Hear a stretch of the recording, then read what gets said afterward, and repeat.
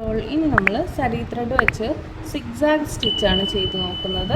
അതിനായിട്ട് നമ്മൾ 2 ലൈൻസ് വരയ്ക്കുക.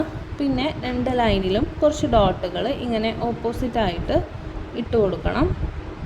ആ ഡോട്ട്സിലാണ് നമ്മൾ ചെയിൻ ലോക്കും എടുക്കുന്നത്. ഓക്കെ, ഇനി നമ്മൾ താഴത്തെ ലൈനിൽ നിന്നാണ് തുടങ്ങുന്നത്. അതിൽ നിന്നൊരു ചെയിൻ എടുക്കുക. ദെൻ നമ്മൾ ഓപ്പോസിറ്റ് ലൈനിൽ ഫസ്റ്റ് ഡോട്ടിലേക്ക് പോവുക, ഒരു ചെയിൻ എടുക്കുക. ദെൻ അതേ ഡയറക്ഷനിൽ ഒരു ചെയിൻ ലോക്ക് കൊടുക്കുക. എന്നിട്ട് നമ്മളൊരു ലോങ് ചെയിൻ എടുത്തിട്ട് അതിനെ നമ്മൾ ഓപ്പോസിറ്റ് ലൈനിലേക്ക് കൊണ്ടുവരിക.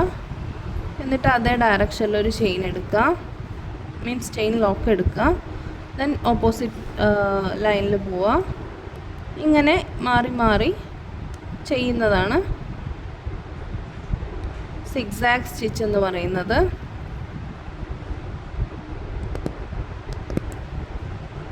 ത്രെഡ് ഒരു സ്റ്റിഫായിട്ടുള്ള ത്രെഡാണ് സരി ത്രെഡ് എന്ന് പറയുന്നത്. അപ്പോൾ ഒത്തിരി അമർത്തി വലിക്കാൻ നിൽക്കരുത്. അമർത്തി വലിക്കുമ്പോൾ അതിങ്ങനെ ഒടിഞ്ഞു പോകാനായിട്ട് ചാൻസ് ഉണ്ട്. അപ്പോൾ ശ്രദ്ധിച്ചിട്ട് ചെയ്യുക.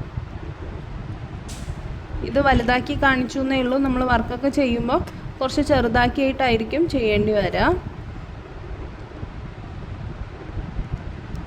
ഇങ്ങനെ കണ്ടിന്യൂ ചെയ്ത് പോവാണ് വേണ്ടത് കേട്ടോ.